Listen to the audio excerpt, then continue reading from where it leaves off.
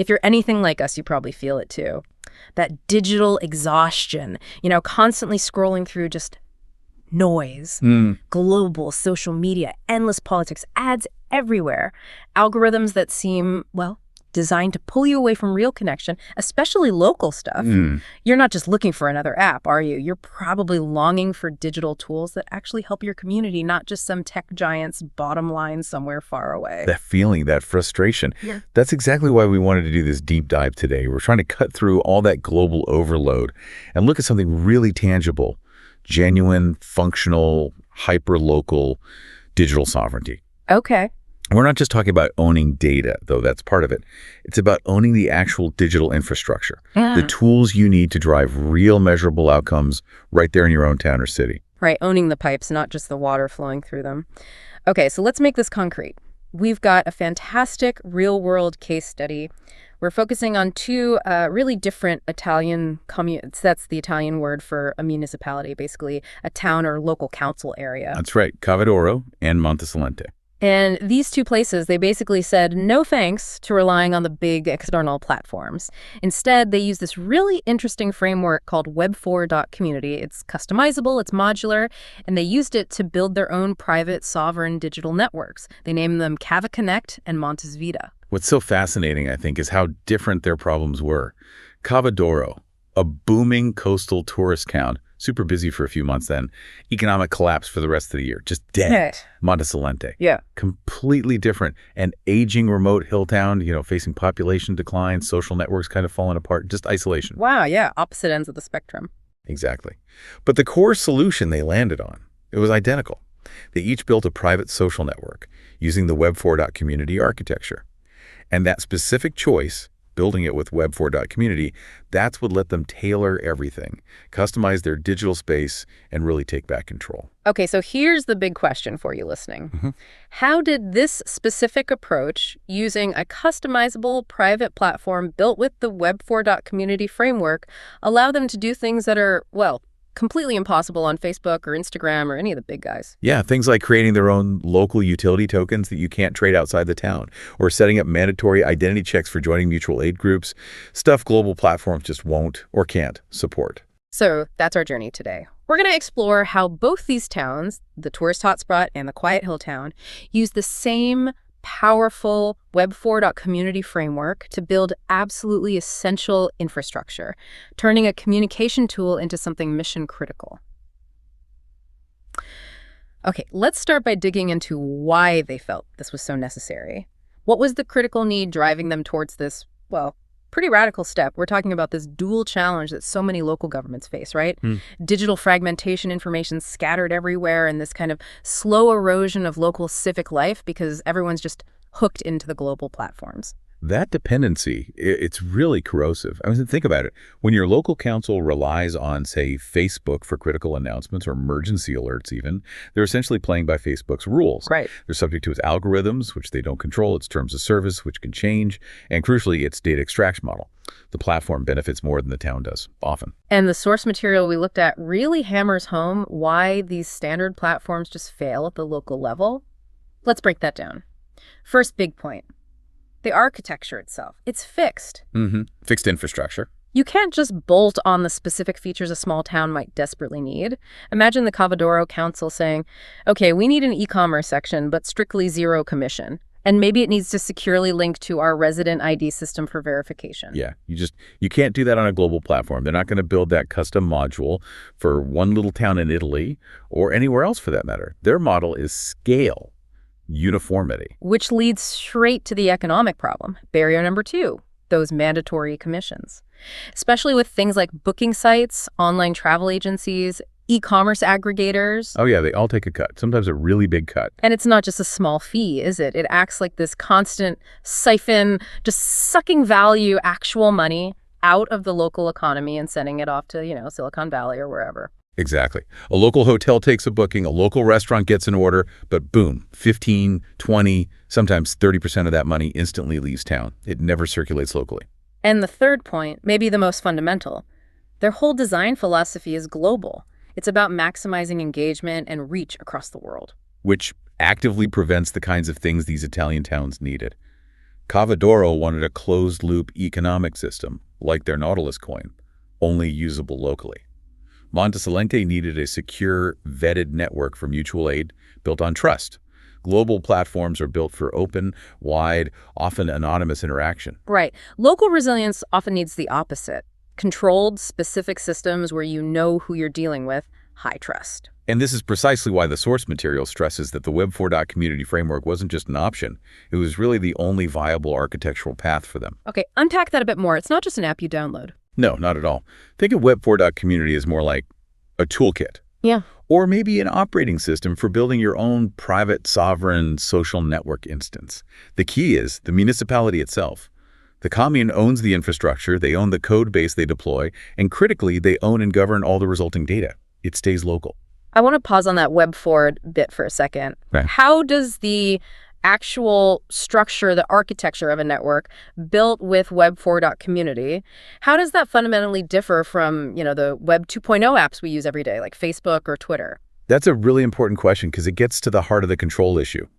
Web 2.0 is platform-centric, right? Oh. You're essentially a user, maybe even the product, operating on land owned by Facebook or Google. You lease space. Sure. The Web4.community framework flips that. It's designed with distinct layers. There's a governance layer defining the rules. There's a crucial identity layer, which allows the commune to actually verify who people are, often linking to official resident status, vital for security and targeted services. Ah, okay, so real verification. Yes. And then there's the modular utility layer. This is where they can plug in those specific complex features. We talked about the zero commission marketplace, the mutual aid matching system, the local token ledger. These aren't just add-ons. They're integrated core functions built because the commune owns the whole system. They're not available off the shelf anywhere else. It's like owning the digital town square and being able to build exactly the right shops and services within it. Got it. So using Web4.community, let them go way beyond just posting announcements. They could deploy these really specific, sophisticated tools designed just for their town's unique problems. They weren't just using a platform anymore. They were owning and governing their own critical digital infrastructure, built specifically with Web4.community. Exactly right. And this big shift, this leap, it started back in 2023. That's when these two communi, Cava and Montesilente, they were quite forward-thinking. They launched their pilot programs. They decided that digital self-governance, powered by this customizable private network framework, Web4.community, was going to be their top priority. Okay, let's dive into the first case study then. Section 2, Cava. This is the coastal town, remember, grappling with that ghost town cycle. Their main goal, use their new network to basically reclaim their economy from extreme seasonality and those global booking platforms. Cava, yeah. I mean, to picture it, beautiful Adriatic town, packed in July and August, tourists everywhere, restaurants full, hotels full. But that success was also its Achilles heel. It thrived on this high volume, mainly foreign package tourism for 3 months? Yeah, just the peak summer. And then the collapse. It was almost mechanical, totally predictable. Come October, it just emptied out. Let's put some numbers on that collapse because the data in the source is pretty stark. For 9 months of the year, local shop revenues just plummeted, average drop of 85%. Imagine trying to run a business like that. It's brutal. Hotel occupancy, from 95% peaks in summer down to maybe 12% in the off-season, just skeleton crews. And that obviously meant jobs disappeared, seasonal unemployment shot up over 25%, people had to leave, find work elsewhere, or rely on state support. And the way they were using digital tools before worsened the problem. They were totally reliant on global booking sites, the big aggregators. Right. Those platforms are optimized for one thing, maximizing bookings during the peak season and taking their commission on every single transaction. They have zero incentive, zero tools to help build resilient year-round local demand or to encourage residents to engage locally during the quiet months. They optimize for transactions, not for the town's long-term health. So the town's response was Cava Connect, their own private social network built from the ground up using the Web4.community framework. And this was a big step. The commune mandated identity verification to join. It wasn't optional for certain key interactions. Yes, that mandate was crucial. If you wanted to participate in certain town affairs, get specific local discounts, access exclusive services, you had to register on Cava Connect, prove you were a resident or a legitimate local business. This was the strategic lever that let them start regaining control over their economy. And that right there, that's the core strategic insight. Combining commercial functions, like a marketplace, with civic functions, like official communications, and requiring verified identity, that integrated package is strictly impossible on any third-party platform. You just can't do it. Why not? Because to run things like zero commission sales, or to issue and manage a unique local loyalty currency like they planned, you absolutely need to own the code, own the data flows, and set the rules. You need sovereignty.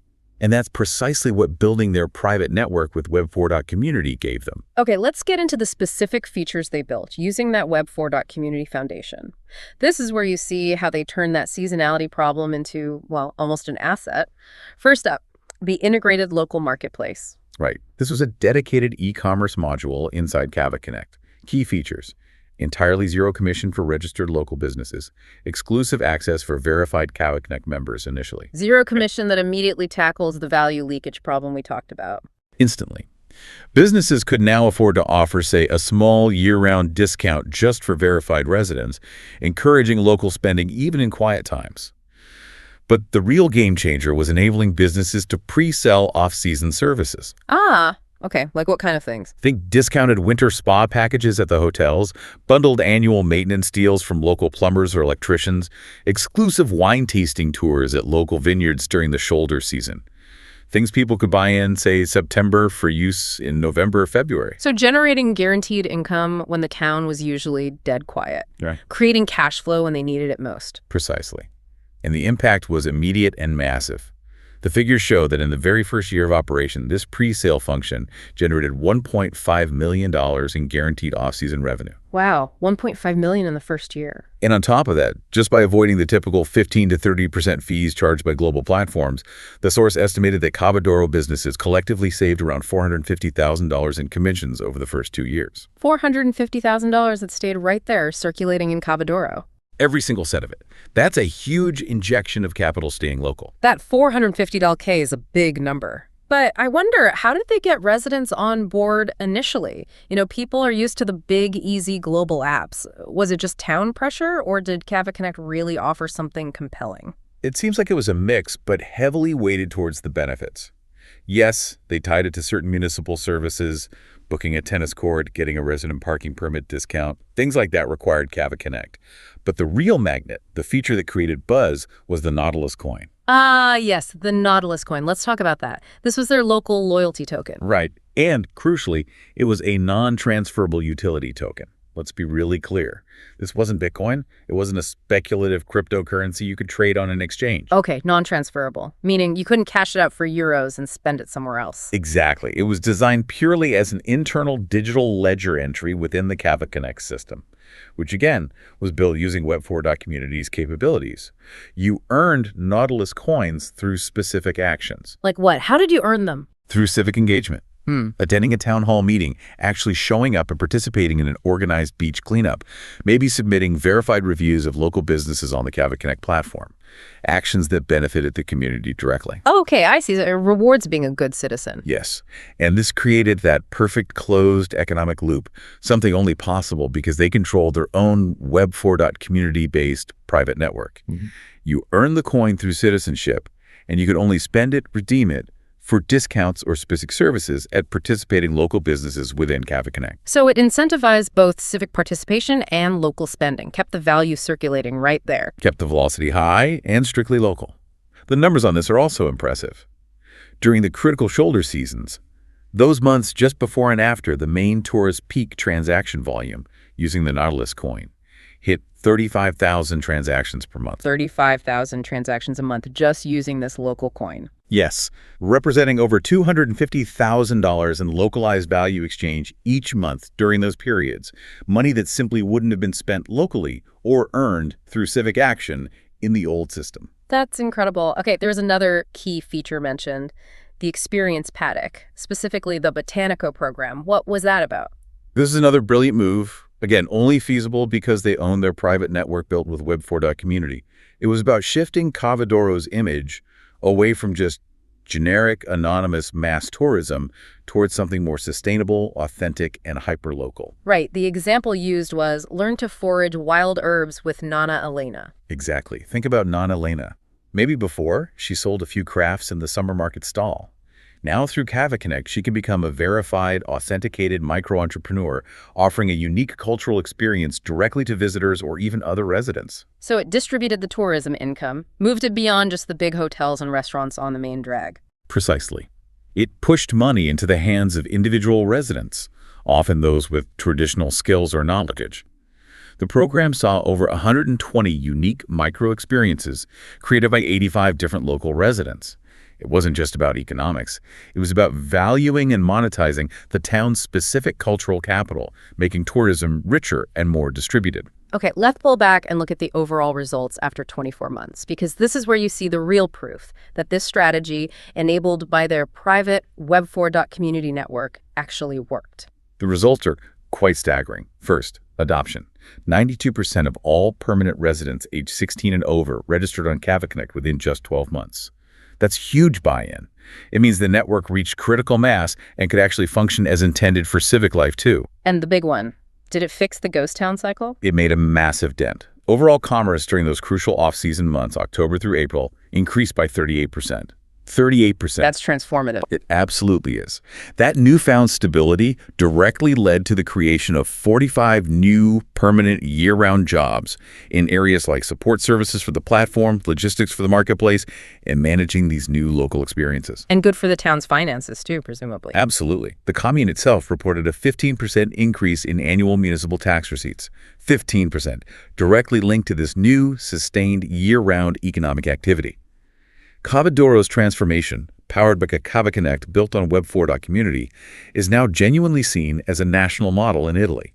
It proves that taking control of your digital infrastructure is key to building real economic resilience. Wow, okay. That Cava Douro story is powerful, focusing squarely on the economy. But now we need to pivot section 3 and look at Montesilente, completely different place, different problem. This was the aging hill town, remember? And they used the same underlying Web4.community framework, but their focus was rebuilding social cohesion, not just boosting commerce. Yes, and this contrast is so important for understanding just how flexible this Web4.community framework really is. Montesilente remote. High in the Apennine Mountains, their crisis wasn't a seasonal dip. It was this slow, grinding demographic implosion. Right, the average age was 62. 62. Young people were leaving for cities, obviously. Traditional family and neighborly support networks were fraying. Social isolation, especially among the very elderly, was becoming a serious problem. And they had that other major hurdle, the digital divide. Many older residents just weren't online, weren't comfortable with computers or smartphones. Exactly. Standard social media. Forget it.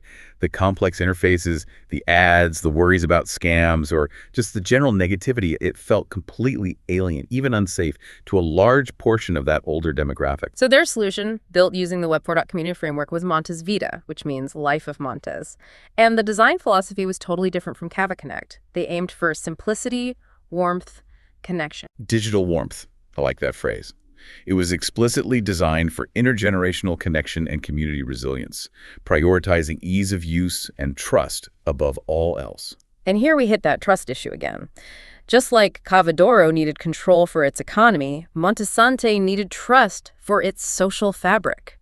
The ability to mandate identity verification and vet participants was absolutely critical, wasn't it? It was non-negotiable.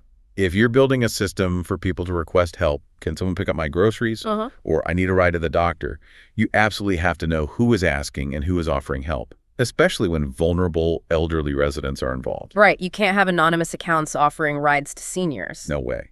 That level of safety and verification simply wouldn't have been possible on an open global platform. They needed their own secure, private social network governed by them, which is what building with Web4.community allowed. Okay, let's look at the core features of Montes Vita. The foundation sounds like it was the mutual aid matrix. Yes, the mutual aid matrix. And they designed it to be incredibly simple. Think large buttons, clear, straightforward language. Just two main options. Post an aid request, need milk from the village shop, or post an offer of help. Drive into the pharmacy Tuesday can pick up prescriptions. How did it actually connect people? Was it just like a digital notice board, or was it smarter than that? It was smarter. Behind the simple interface, the Web4.community platform ran a lightweight algorithm.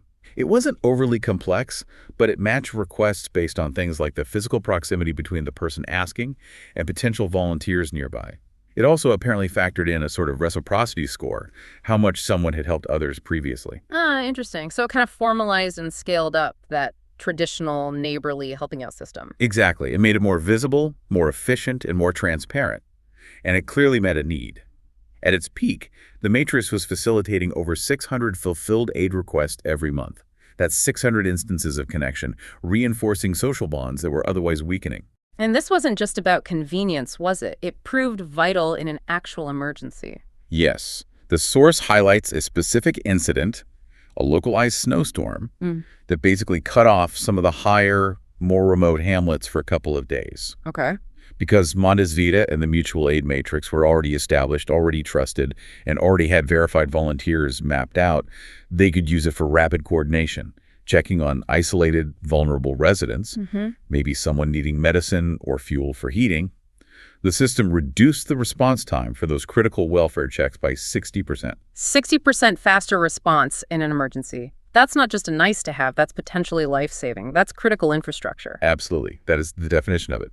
And alongside the matrix, they tackled the digital divide directly with this really clever program called Nani Digitali, Digital Grandparents. What did that involve? It was pretty straightforward but structured.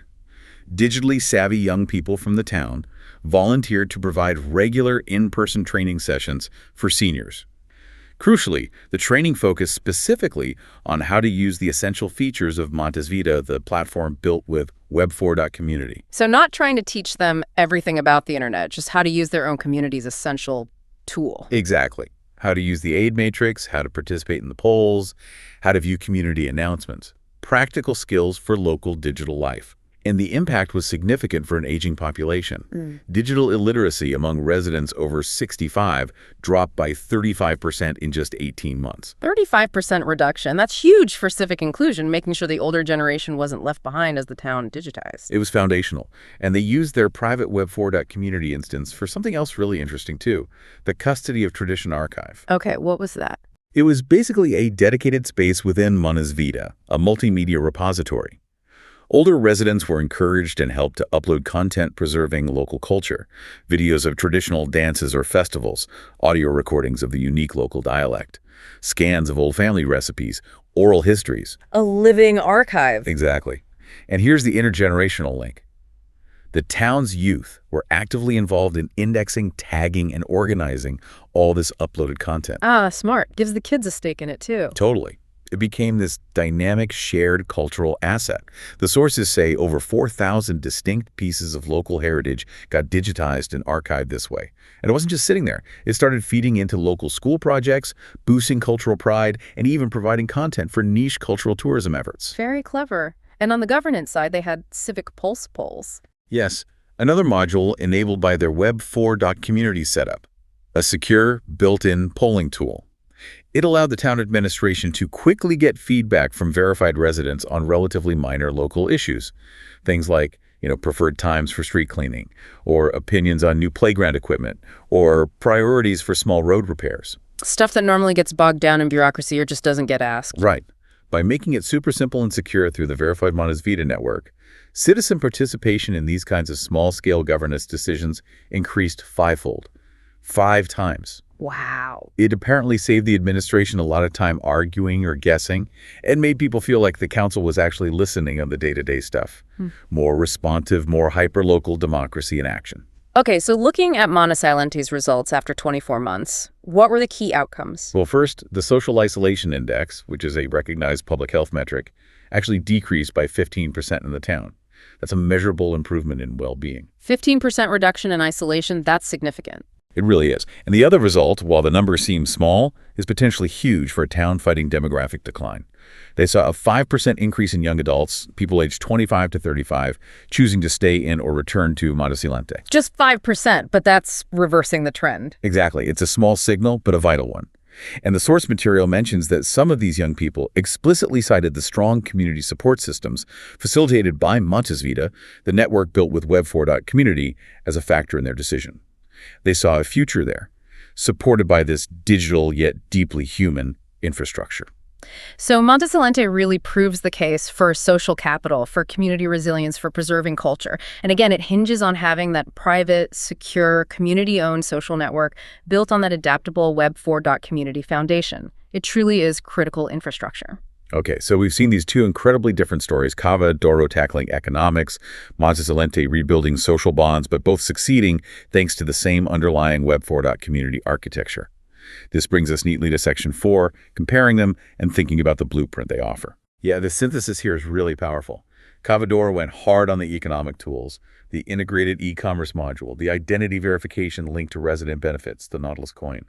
Montesilente, on the other hand, really leaned into features fostering social capital, the simple interface, the strong privacy controls, the group functionalities like the aid matrix and the archive. Different priorities, different outcomes. Profoundly different outcomes, yes. But both were achieved by customizing the same foundational digital toolkit provided by Web4 community. That's the key takeaway on adaptability. It really underscores that Web4 community isn't a one-size-fits-all app. It's a framework you build with. It lets you pick and deploy the specific modules needed to solve your specific local problems. Seasonality in Cava Doro, isolation and aging in Montesilente. The framework could be tailored for both. Absolutely. Yeah. And this leads to the idea of blueprints for replication. Cava Doro's model especially, that zero-commission local marketplace, combined with the local-only loyalty token to drive spending velocity, that's a package highly relevant, highly exportable to countless other tourist destinations around the world struggling with seasonality. Yeah, you can imagine towns from Cornwall to Cape Cod looking at that. Definitely. And Montesilente's blueprint, the mutual aid matrix for trusted neighborly support, the digital mentorship program to bridge the digital divide that's incredibly valuable for any remote community, any aging population, any place where social fabric or trust is fraying. That model, built securely with Web4 community, has global relevance for social resilience. If another town wanted to replicate this, what are the crucial first steps? The source mentioned a couple of administrative prerequisites. Yes. Two key things seem essential based on these cases. First, you need strong political and administrative will, especially to implement mandatory identity verification for certain services and link the platform securely to official resident data. That takes leadership. Right, it's not just a tech project. Not at all. Second, you need to resource it locally.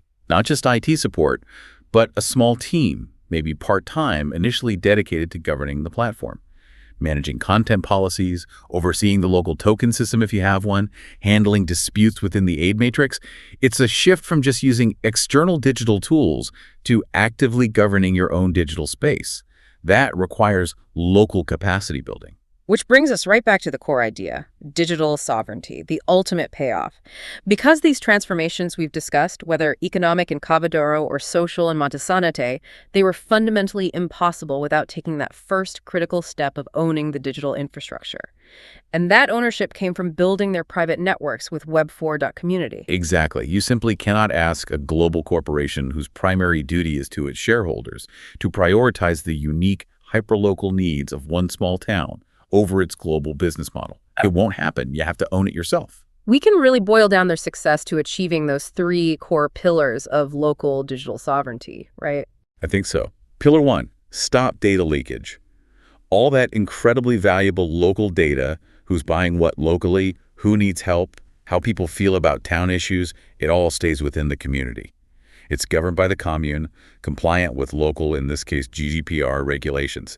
And it cannot be scraped, sold, or exploited by external companies. That's huge. Pillar 2. Govern content. Because they own the platform built with Web4 community, they get to set the tone. They can curate a positive, productive, locally relevant digital environment. They control the conversation, keeping out or managing the toxicity, the misinformation, the sheer irrelevance of global feeds that often drown out local concerns. They created a dedicated space for their community life. Makes sense. And pillar 3. Drive the local economy directly. This was clearest in Cava Doro, but relevant to both. They created direct, commission-free channels for local businesses and service providers.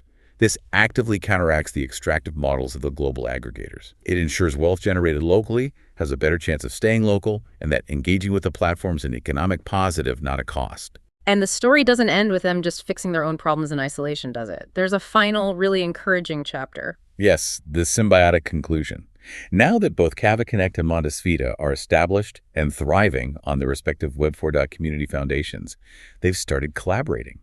Cava Connect, with its larger user base, including tourists, is now actively promoting Montesilente's cultural experiences, the foraging trips, the archive tours to its members. So completing a regional loop. The revitalized coastal economy helps support the cultural preservation efforts in the hills. Precisely. It shows how establishing digital sovereignty locally, using a framework like Web4.community, can actually build stronger regional ecosystems too. They're not just surviving alone, they're starting to thrive together, digitally linked. Well, that really brings our deep dive into this Italian digital renaissance to a close. Let's just quickly recap some of those wow moments. That $1.5 million in off-season pre-sales in Cava directly creating permanent jobs, stabilizing a whole economy. And in Montesilente, that 60% faster emergency response time during the snowstorm. A social network built right with Web4.community, literally becoming a life-saving tool. And the key point is how they achieved this. It wasn't by trying to tweak existing global platforms or spending money on generic apps. They bypassed them entirely.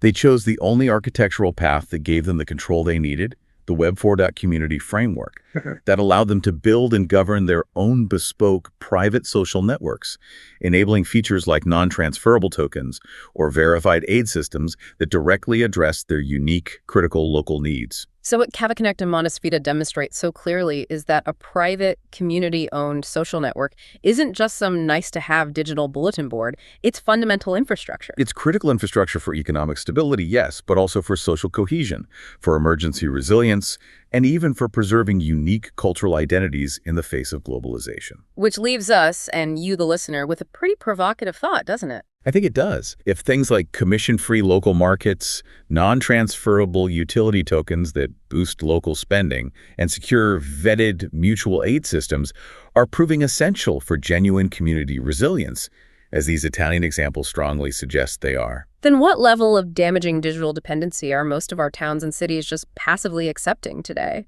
By relying almost entirely on global platforms whose business models actively prohibit these kinds of vital, locally focused functions. What crucial piece of economic strength or social safety net or cultural preservation could your own community build if it had the tools, the framework, like Web4.community, to assert its own digital sovereignty?